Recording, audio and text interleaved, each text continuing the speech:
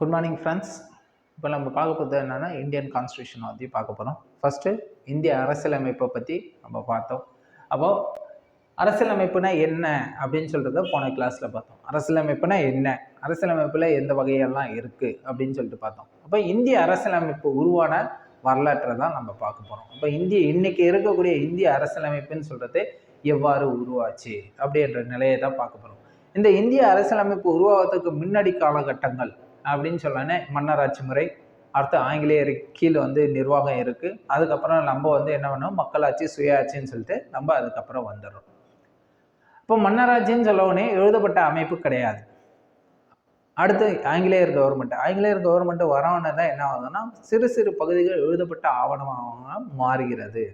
இப்போ ஆங்கிலேயர்னு சொல்றது என்னன்னா ஒரு கம்பெனி நிர்வாகம் தான்.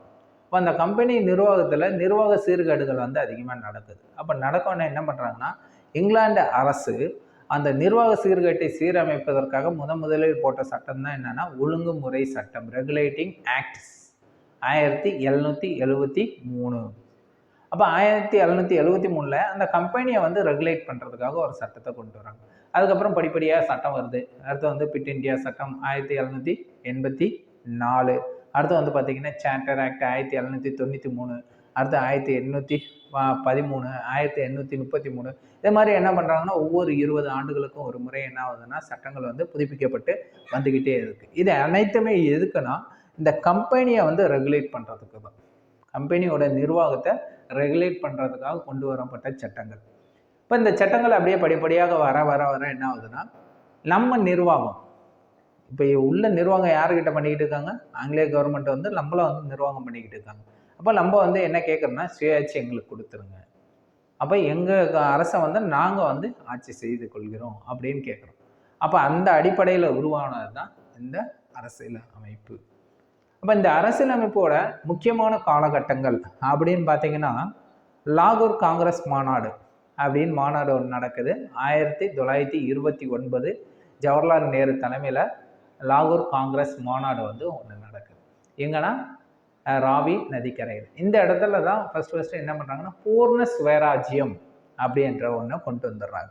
இப்போ பூர்ண சுவராஜ்யம் எங்களுக்கு முழுவதும் சுயராஜ்யம் கொடுத்துருங்க, நீங்கள் ஆட்சி பண்ண தேவையில்லை, நாங்கள் எங்கள் நாடை நாங்கள் ஆட்சி செய்து கொள்கிறோம் அப்படின்னு சொல்லிட்டு ஒரு கோரிக்கையை வச்சு அதை கொண்டாடவும் செஞ்சிடறாங்க. எப்போ கொண்டாடுறாங்கன்னா ஜனவரி 26, 1930 அதை கொண்டாடிடுறாங்க. பூர்ண சுவராஜ் டே அப்படின்னு சொல்லிட்டு என்ன பண்ணிடுறாங்க 26 ஜனவரி 1930 அதை கொண்டாடவும் செஞ்சிடறாங்க. அப்போ இதுதான் அதோட அடிமட்டம். அதுக்கு முன்னாடி பார்த்தீங்கன்னா நேரு அறிக்கை அப்படின்னு சொல்லிட்டு ஒரு அறிக்கை வெளியிட்டிருப்பாங்க. அதாவது ஆங்கிலேய கவர்மெண்ட்டு நீங்கள் உங்கள் அரசை ஆட்சி செய்வதற்கான திறமை உங்களிடம் உள்ளதா அப்படின்னு ஒரு சவால் மாதிரி வரும். அதை பேஸாக வச்சு தான் மோதிலால் நேரு நேரு அறிக்கைன்னு சொல்றது மோதிலால் நேரு, ஜவஹர்லால் நேருவோட தந்தை மோதிலால் நேரு என்ன பண்றாருன்னா ஒரு அறிக்கை வெளியிடுறாரு. அந்த அறிக்கை தான் என்னன்னா நேரு அறிக்கைன்னு சொல்லுவாங்க. அப்ப இந்த நேரு அறிக்கையில என்ன பண்றாருன்னா நிர்வாகம் செய்வதற்கான கூறுகளை அவர் குறிப்பிட்டிருக்காரு. அது ஒரு பேஸ். அப்ப இந்த ரெண்டு தான் பேஸ். இதுக்கு அடுத்தது பல நிலைகள் வருது. கடைசியா வேற வழி இல்லை, இந்தியாவுக்கு என்ன பண்ணிடணும், சுதந்திரம் கொடுத்து தான் ஆகணும். இப்போ சுதந்திரம் கொடுத்துடணும்னா நம்ம பகுதியை நம்ம ஆட்சி செய்யணும். அப்போ ஆட்சி செய்யணும்னா நம்மளுக்கு ஒரு எழுதப்பட்ட அரசியலமைப்பு நம்ம கையில் இருக்கணும். என்ற அடிப்படையில் 1946 இங்கிலாண்டை சேர்ந்த 3 அமைச்சர்கள் இங்கே வராங்க. அது கேபினட் தூதுக்குழுன்னு சொல்லுவோம், இல்லை அமைச்சரவை குழுன்னு சொல்லிட்டு நம்ம குறிப்பிடுவோம். ஏன் ரீசன்னா இவங்க 3 பேருமே அங்கே கேபினெட்டில் இருக்கக்கூடிய அமைச்சர்கள். அதனால 1946 வந்த குழுவை நம்ம என்ன சொல்றோம்னா அமைச்சரவை தூதுக்குழு அல்லது கேபினட் தூதுக்குழுன்னு சொல்றோம். யார் யார் வரது, AV Alexander, Pethick, Lawrence, Stafford, Cripps, இவங்க 3 பேரும் என்ன பண்றாங்கன்னா இந்தியாவுக்கு வராங்க. இங்க இருக்கக்கூடிய சாத்திய கூறுகளை ஆய்வு செய்யறாங்க. இவங்களுக்கு விடுதலை கொடுத்தா இவங்க எப்படி நிர்வாகம் செய்யணும், அப்போ அதற்கான ஒரு அமைப்பை கிரியேட் பண்ணணும் அப்படிங்கிறதுக்கான சாத்திய கூறுகளை ஆய்வு செஞ்சு என்ன பண்றாங்கன்னா அரசியல் நிர்ணய சபை ஒன்று உருவாக்கப்படுது. அந்த அரசியல் நிர்ணய சபை எதன் அடிப்படையில் உருவாக்கப்படுதுன்னா இந்த அமைச்சரவை தூதுக்குழுவின் அறிக்கையின் அடிப்படையில் தான். அப்போ அவங்க இதெல்லாம் செஞ்சீங்கன்னா உங்களுக்கு சுதந்திரம் கொடுக்கறதுக்கு எளிதாக இருக்கும் அப்படின்னு ஒரு பரிந்துரை கொடுக்குறாங்க. இந்த பரிந்துரையின் அடிப்படையில் இந்திய அரசியல் நிர்ணய சபை உருவாக்கப்படுது. அப்போ அரசியல் அமைப்பை கொண்டு வராங்க, ஒரு அமைப்பை உருவாக்குறாங்க. அரசுலாம் நம்ம பார்த்தோம் ஸ்டேட். அப்போ ஒரு ஸ்டேட்டை நிர்வாகம் பண்ணணும்னா அதுக்குன்னு ஒரு அமைப்பு வேணும். அப்போ அந்த அமைப்பை உருவாக்குறதுக்காக என்ன பண்ணுறாங்கன்னா ஒரு சபையை உருவாக்குறாங்க. அதுதான் அரசியல் நிர்ணய சபைன்னு சொல்கிறது. அப்போ அந்த அரசியல் நிர்ணய சபையை உருவாக்கிட்டேன்னா அதுக்கு உறுப்பினர் வேணும்னா, ஒரு சபைனா ஒரு ஆள் மட்டும் போய் உட்காந்தா போதுமா? ஒரு 10 பேர் உட்காந்தா தான் அது ஒரு சபை. அப்போ 10 பேர்கிட்ட இருந்து 10 கருத்துக்கள் வரும். அந்த கருத்துக்களில் எது நடைமுறை சாத்தியமோ அந்த கருத்தை நம்ம என்ன பண்ணிக்கலாம், ஆவணமாக மாற்றிக்கலாம். அந்த அடிப்படையில் என்ன பண்ணுறாங்கன்னா ஒரு அரசியல் நிர்ணய சபையை உருவாக்குறாங்க. அப்போ அதோட பிரதிநிதிகள் எவ்வாறு தேர்ந்தெடுக்கப்பட்டார்கள்? மாகாண உறுப்பினர்ல 292 பேர் தேர்ந்தெடுக்கிறாங்க. சுதேச அரசுகள், சின்ன சின்ன சுதேச அரசுகள், அதுல 93 பேர்.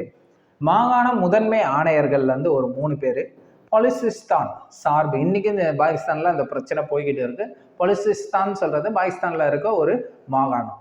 அப்போ அதுல ஒரு ஆள். மொத்தம் 389 பேர் என்ன பண்றாங்கன்னா அரசியல் நிர்ணய சபைக்கு தேர்ந்தெடுக்கப்படுறாங்க. இந்த 389 பேர் தான் இந்த ஆவணத்தை கிரியேட் பண்ணது, அதுக்கான விஷயங்களை பேசின விஷயங்கள் எல்லாத்தையும் யார் செய்யறாங்கன்னா இவங்க தான் செய்யறாங்க. இவங்க தான் வாதம் செய்வாங்க. இப்போ இருக்கு இல்லை இன்றைய நாடாளுமன்றம், இந்த நாடாளுமன்றத்தில் என்ன பண்ணுவாங்க, ஒரு சட்டம் ஏற்றணும்னா ஒரு சட்டத்தை ஏற்றுவாங்க, அதை விவாதத்தை கொண்டு வருவாங்க. அதை தான் இவங்க செஞ்சாங்க.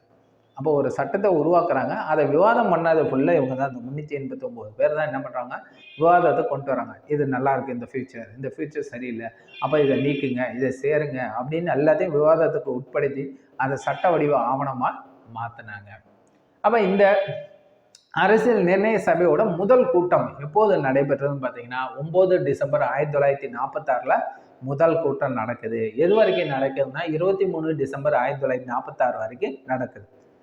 இப்போ நான் சட்டத்தை சபையை கூட்டிட்டேன். சபையை கூட்டினேன்னா யார் என்ன ஏதுன்னு தெரிய கூட்டியாச்சு. ஒரு சபைன்னு இருந்தால் ஒரு தலைவர் இருக்கணும், அதுதான் ரூல். எப்பயுமே ஒரு தலைமை தாங்க ஒரு ஆள் இருந்தால் தான் இந்த தலைமையின் கீழ் நடக்கும்னா அது கட்டுப்பாட்டுக்கு உள்ளே நடக்கும். அனைவரும் தலைவர்னா அது ஒரு இதாக நல்லா இருக்காது. அப்போ சபையில் இருக்க உறுப்பினர்கள் மூத்த உறுப்பினர் யாருன்னு பார்க்குறாங்க. யார் அங்கே இருக்காருன்னா சச்சினாந்த சின்ஹா இருக்கார். அப்போ அந்த சச்சினாந்த சின்ஹாவை டெம்பரவரி பிரசிடெண்ட்டாக என்ன பண்ணுறாங்கன்னா தேர்ந்தெடுக்கிறாங்க. அதை யார் முன்மொழிகிறதுனா ஆச்சாரியா ஜேபி கிருபாலினி முன்மொழிகிறார். இவரை நீங்கள் என்ன பண்ணலான்னா தற்காலிக தலைவராக தேர்ந்தெடுக்கலாம் அப்படின்றத நான் முன்மொழிஞ்சு அவர் தேர்ந்தெடுக்கப்படுறார். 11 டிசம்பர் உடனே 2 நாள் கழிச்சு 11 டிசம்பர் 1946 நிரந்தரமாக ஒரு தலைவர் வேணும். எப்பயுமே ஒரு நிர்வாகம் நடக்கணும்னா அதில் பர்மனெண்ட்டாக ஒரு ஆள் இருந்தால் தான் நிர்வாகம் கரெக்டாக போகும். சும்மா டெம்பரவரியாக போட்டோன்னா அவர் எனக்கு பொறுப்பு இல்லைன்னு சொல்லிட்டு போயிடுவார். அப்போ என்ன பண்ணிடுறாங்கன்னா 2 நாள் கழிச்சு அதுக்கு ஒரு நிரந்தர தலைவரை தேர்ந்தெடுக்கிறாங்க. அதுதான் யாருன்னா ராஜேந்திர பிரசாத். துணைத் தலைவர்கள் 2 பேர், HC முகர்ஜி மற்றும் VT கிருஷ்ணமாச்சாரி. இவங்க 2 பேரும் துணைத் தலைவராக தேர்ந்தெடுக்கப்படுறாங்க. மொத்தம் இந்த அரசியல் நிர்ணய சபை என்ன விஷயங்கள்லாம் செஞ்சது அப்படின்னு பார்த்தீங்கன்னா மொத்தம் 11 அமர்வுகள் 166 நாட்கள் நடைபெற்றது. 11 அமர்வுகள் எத்தனை நாட்கள்னா 166 நாட்கள். மொத்தம் அந்த விவாதம் நடந்த நாட்கள் மட்டும் பார்த்தீங்கன்னா 166 நாட்கள். 9 டிசம்பர் 1946 டு எது வரைக்கும் நடந்ததுன்னா 24 ஜனவரி 1950 லாஸ்ட் அமர்வு. 24 ஜனவரி 1950 மட்டும் 12 தொகுதியா அமைஞ்சு. இப்போ நம்ம சொல்றோம்ல குளிர்கால கூட்டத்தொடர், கோடைகால கூட்டத்தொடர்னு அப்படின்னு குறிப்பிடுறோம்ல, அந்த அடிப்படையில் மொத்தம் 12 தொகுதிகளாக அமைஞ்சது. மொத்தம் இதில் இந்த உருவாக்கப்பட்ட அரசியலமைப்பில் எத்தனை திருத்தங்களை செஞ்சாங்கன்னா 2473 திருத்தங்கள் மேற்கொள்ளப்பட்டதான் அந்த அரசியலமைப்பே வந்துருச்சு.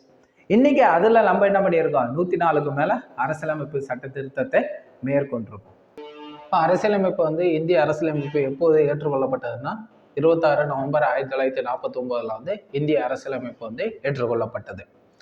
அந்த இந்திய அரசியலமைப்பை ஏற்றுக்கொள்ளறதுக்கு நம்ம சொல்லியிருக்கோம் சிம்பிள் மெஜாரிட்டி, 2/3 மெஜாரிட்டி. அப்போ அதே மாதிரி எத்தனை பேர் கையெழுத்து போட்டாங்க, கையெழுத்து போட்டு அதை ஏற்றுக்கிட்டாங்கன்னு பார்த்தீங்கன்னா 284 உறுப்பினர்கள் இந்த இந்தியன் கான்ஸ்டியூஷனுக்கு சாதகமாக அதில் கையொப்பிட்டாங்க. அப்போ கையொப்பு 284 பேர் கையொப்பம் விட்டு அந்த சட்டத்தை ஏற்றுக்கொள்ளப்பட்டது. இதில் ஏற்றுக்கொள்ளப்படும் போது என்னென்னலாம் இருந்ததுன்னு பார்த்தீங்கன்னா முகவுரை, 22 பாகங்கள், 395 சட்டப்பிரிவுகள், 8 அட்டவணைகள் இருந்தது. எப்போ சட்டத்தை ஏற்றுக்கொள்ளப்படும் போது, அதாவது 26 நவம்பர் 1949 சட்டத்தில் என்னென்னலாம் இருந்தது, நம்ம இந்தியன் கான்ஸ்டியூஷன் ஆவண புத்தகத்தில் என்னென்னலாம் இருந்ததுன்னு பார்த்தீங்கன்னா உங்களுக்கு முகவுரை இருந்தது, 22 பாகங்கள் இருந்தது, 395 ஆர்டிக்கல் இருந்தது, ப்ளஸ் 8 அட்டவணை இருந்தது. இப்போ நிறைய மாடிஃபிகேஷன் ஆயிடுச்சு. நம்ம தான் பார்த்தோம், கிட்டத்தட்ட 104 திருத்தங்களை வந்து நம்ம கொண்டு போயிட்டோம். இப்போ 104க்கு மேற்பட்ட திருத்தங்களை கொண்டு போவோன்னா என்ன மாறிடுச்சு? முகவரை அதே தான், அதில் எந்த மாடிஃபிகேஷன் கிடையாது. ஒரே ஒரு முறை மட்டுமே திருத்தப்பட்டுள்ளது. 22 பாகங்கள்னு சொல்கிறது எத்தனை பாகங்களாக மாறிடுச்சுன்னா 25 பாகங்களாக மாறிடுச்சு. அதே மாதிரி சட்டப்பிரிவுகள் 448க்கு மேற்பட்ட சட்டப்பிரிவுகள் வந்து உருவாக்கப்பட்டுள்ளது. அதே மாதிரி 8 அட்டவணைன்னு சொல்கிறது 12 அட்டவணைகளாக உள்ளது. இதை தான் நம்ம ஃபுல் டெப்த்தாக பார்க்க போகிறோம். இப்போ நம்ம இந்தியன் கான்ஸ்டியூஷனில் ஓரல் எப்படி உருவாச்சுன்றதை பார்த்துட்டோம். அப்போ இது எப்படி வந்து இதாகுது உங்களுக்கு ஃபுல்லாக வருது அப்படின்னு சொல்கிறது இந்த முகவுரை 25 பாகங்கள், 448 ஆர்டிக்கல் ப்ளஸ் 12 அட்டவணைகளை, இதை தான் நம்ம அடுத்த கிளாஸில் வந்து டீட்டெயில்டாக வந்து நம்ம பார்க்க போகிறோம். Okay, thank you friends.